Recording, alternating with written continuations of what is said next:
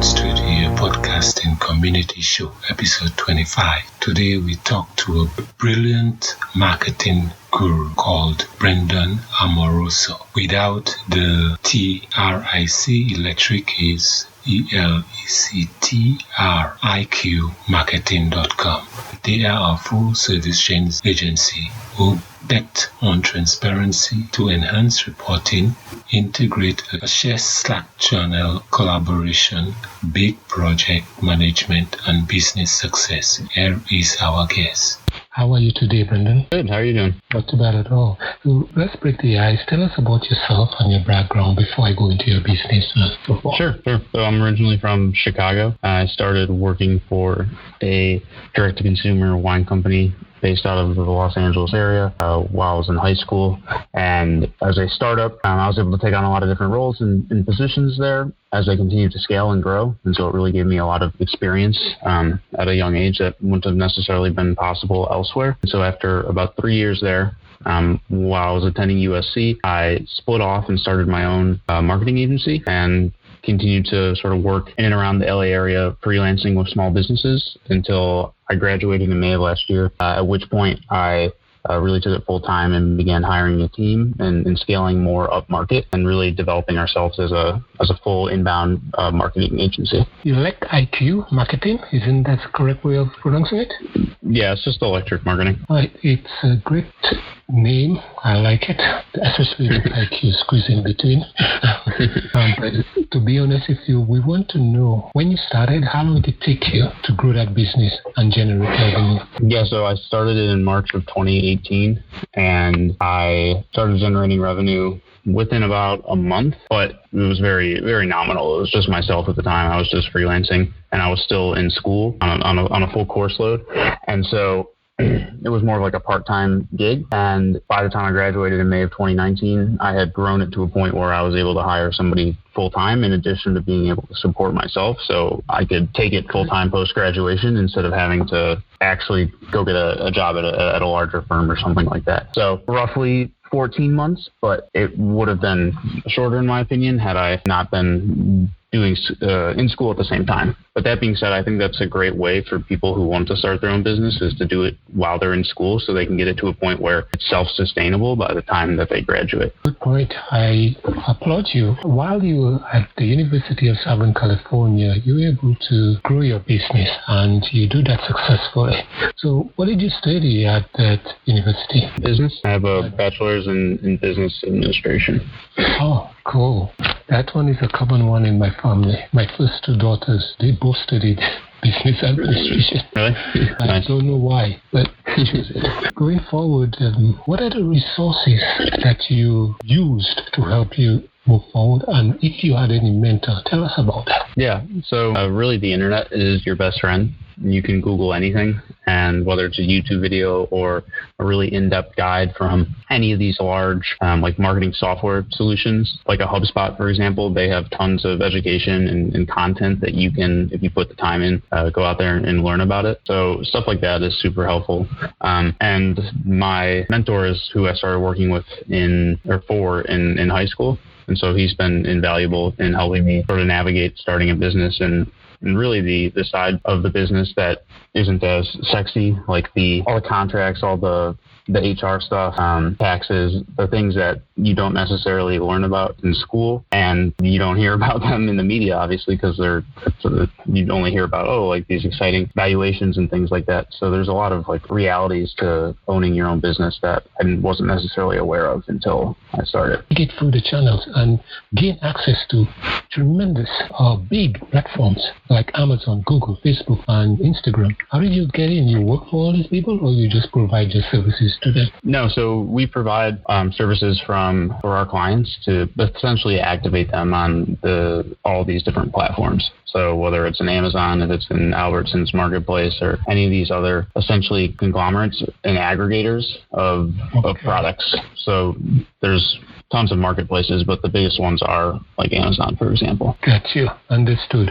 But going now to that same question, would you say that the Wine Insider and the Artofel.com, how did you achieve these clients? How did I get them as clients to begin with? Acquired them. Yeah, and what benefited through these clients? How did you grow them?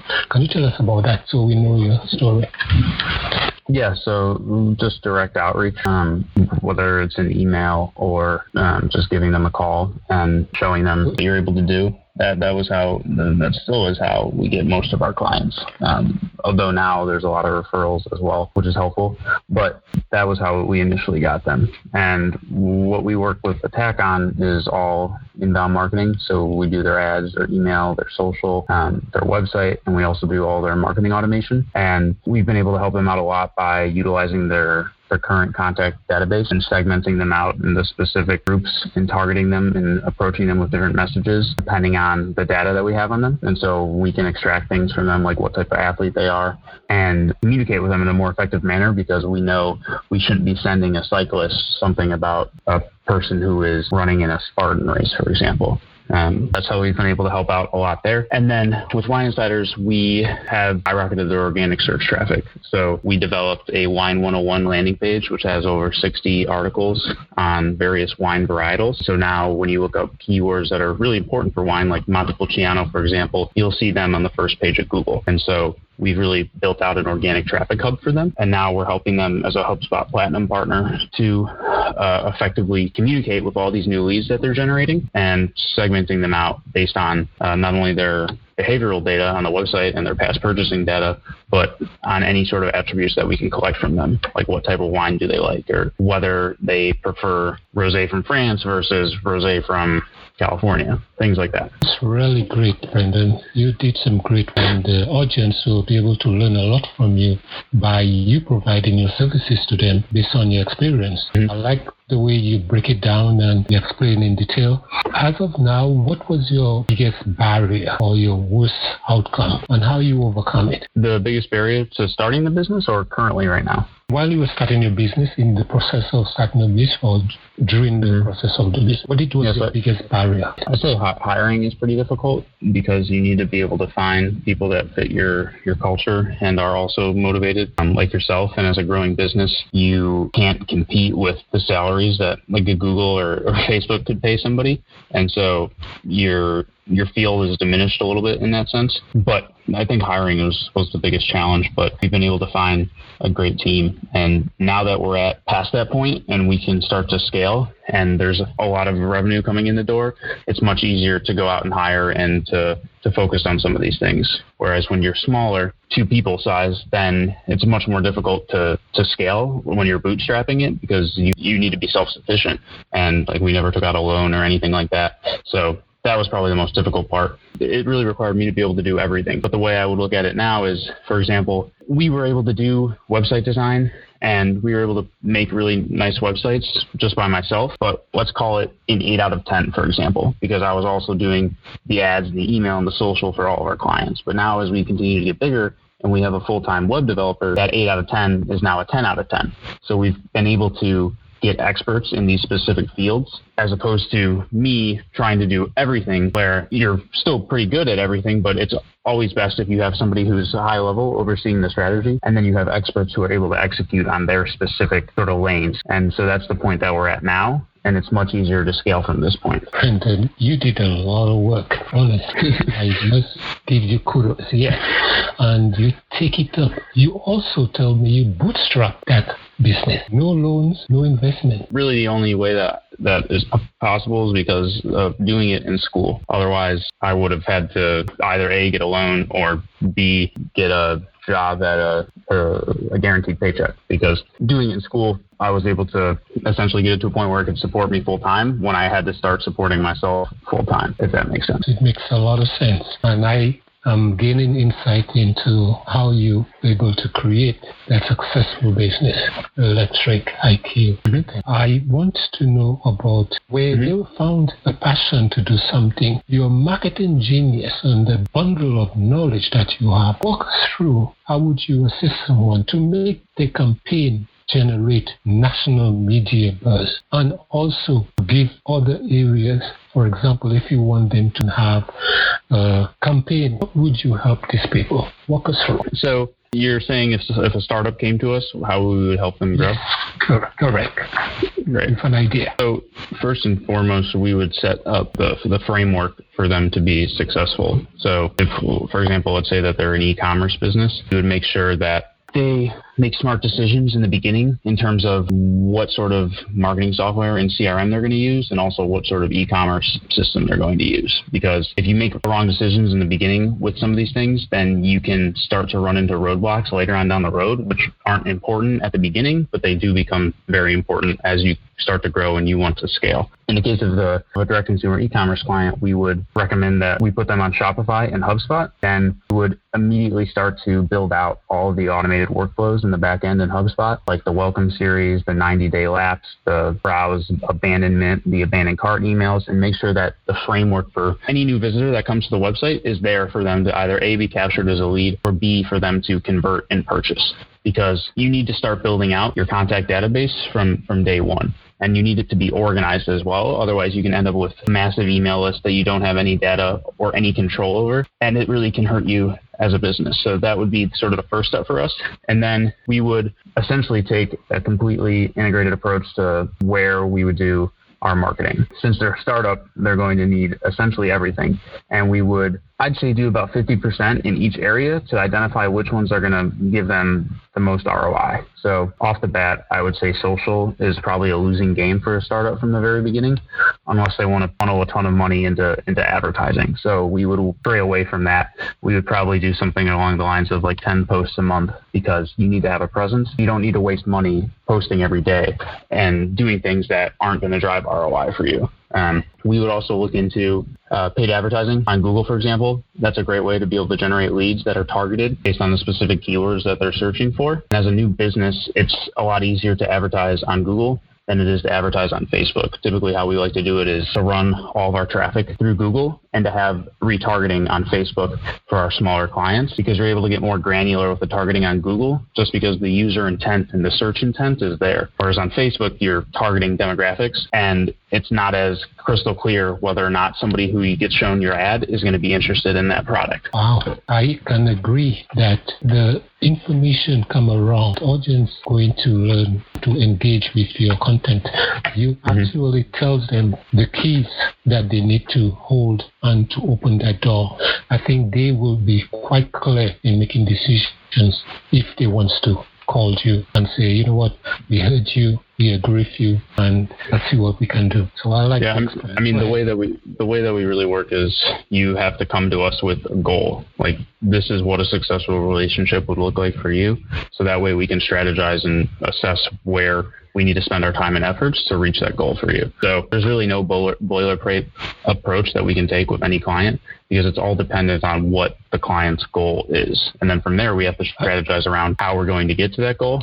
And then we figure out what are the tactics that we're going to use to do that. Understood. Very nice.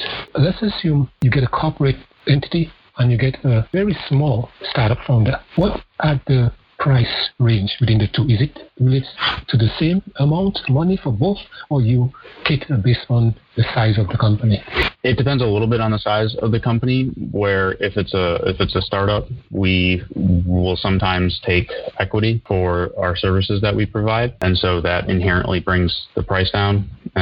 But we would only do that in the case of us actually believing in the business. And that's sort of across the board for any of our clients. Even if they're just paying full, we don't really like to take on any new business unless we look at the company and we're like, okay, yeah, this is something that we can get behind and actually be invested in.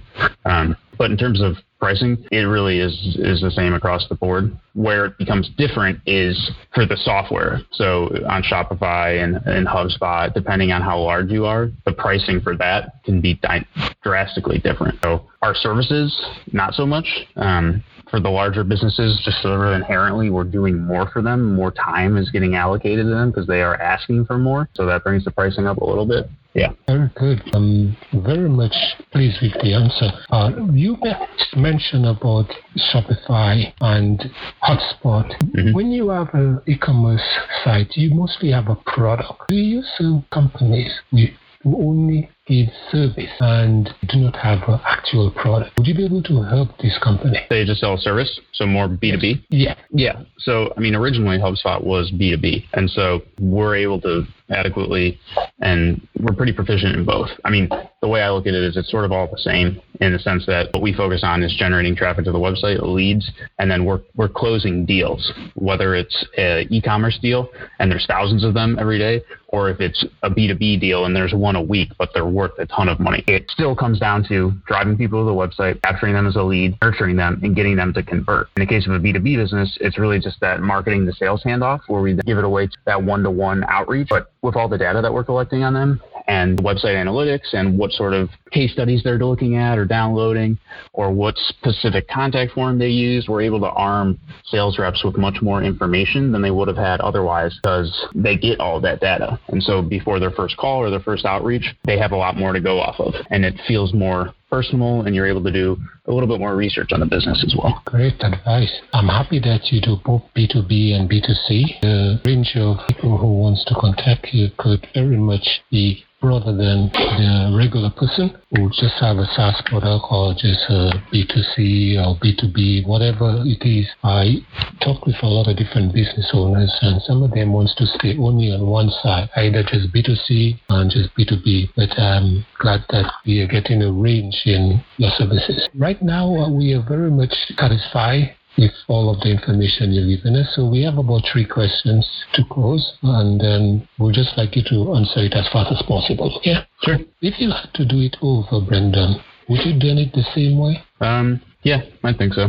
It's only been X amount of time, so we'll have to see. But as of now, yes, everything's been trending in the right direction, at least of now. Now, if there is one thing you wish you knew before in the beginning of your career, what is it you wish you knew before? How much goes into the things you don't see, the behind the scenes of a business, and everything from taxes to payroll to healthcare to the rent. There's just so many things that you have to do that are required that are not necessarily super fun. Yes, administrative cost. It is tremendous. Yes. Oh my goodness. Yes, and final question, Brendan. Do you think you, Brendan, was born for a reason in this world? No, I'm not too sure. I haven't really thought that deeply about that yet. I haven't really had time to sit down and reflect on anything because I'm just sort of running at full speed all the time here. But I think it's nice to choose to believe that there is a reason for you to be doing what you're doing. Because without reason, then why are you doing it? So I guess that sort of answers it. Yes, great answer. One of the ways that they can get you is at www.electricmarketing.com. And what other ways can people get in touch with you? So LinkedIn is great, just at Brandon Amoroso, or on our website as well. There's a chat bot in the bottom right corner, and there's our contact us forms, and I'll see all of those. So those are the 2 best ways. Very good. Well, we learned a lot from you as a CEO of Electric IQ Marketing. Created that in 2018. We are just in 2020. What is your yearly revenue, if you don't mind? Yeah. So we prefer to look at it from the number of clients that we're servicing. And so right now we're currently servicing 17 clients. That's great. Though some of them we do more so on the equity side as well. So it depends on what size that they're at. We actually do have a few clients that we're very excited about that are on the smaller side that are growing pretty rapidly. Great. I applaud you. I think that these newcomers or the new businesses will actually see the value in the way you explain your work and the way you earn revenue to them. You bring them to the areas of progress, whether they are on HubSpot, Shopify, or both, and you use a technique to get your audience, which a lot of people will learn cold calling. A lot of people don't know how to do cold calling. They think it's kind of dead. You use it before and it worked for you. So I personally won't do cold calling. I have done it. I don't like it. I don't think anybody likes it. I prefer to be more personal, but like I'll send a letter, for example, like a handwritten letter with an analysis of their website. Like nobody wants their time to be wasted. So at the very least, if you're going to outreach to someone, do cold outreach to someone, don't do some standard like sequence or some template. It's basically BS. These like template mass email sends that everybody gets in their inbox, even on LinkedIn and even on social media. So if you're really trying to grow a business, you spend a lot of time in networking and being personable and actually doing the research on these businesses. It's if you come to somebody and you say, look, we did a full site analysis on your website and to the areas that we think we could be a value add to you, and you show that you've already invested all that time in them, at the very least, they're going to be more likely to reply, even if it's a no. But it's still just showing that you're professional and you're not just essentially spamming. So that's probably the best advice I would have for people that are doing cold outreach. You can also utilize your alumni network too. And when you're in school, it's really good to do it too, because nobody's threatened by a student. You can always just ask and interview. So actually, while I was still at USC, I emailed the director of corporate partnerships at the Los Angeles Lakers because I've always been interested in sports and a huge sports fan. And he was a USC alumni as well. And so he met with me for about an hour and a half one day. And it was one of the coolest days ever, being able to not that anything came of it. I obviously am not working there. We're not working with them, but just getting out there and getting to meet people and having an open mind and learning, that is something that is super important as well. Well, that last part came in very handy, Brendan, and I'm glad we went into it. Where you break that ice and considering the networking, it's very important for. Yeah. And you also make clear that templates are useless. It's better to go more organic, which is a very important part of the business structure. And we work with people that aren't on HubSpot and Shopify. We understand that not everybody is in that ecosystem. And so that's just what we recommend for our new startup clients, because we've seen the ease of use with those two software tools and how they connect. And you don't really need a whole lot else to be effective. When you're a larger business, though, and you could have a custom e-commerce solution, or maybe you're on Magento or something like that, where it's not like if the person or a business like that comes to us, we don't tell them, oh, you need to switch over to HubSpot and Shopify, otherwise we can't work with you. We're more dynamic than that.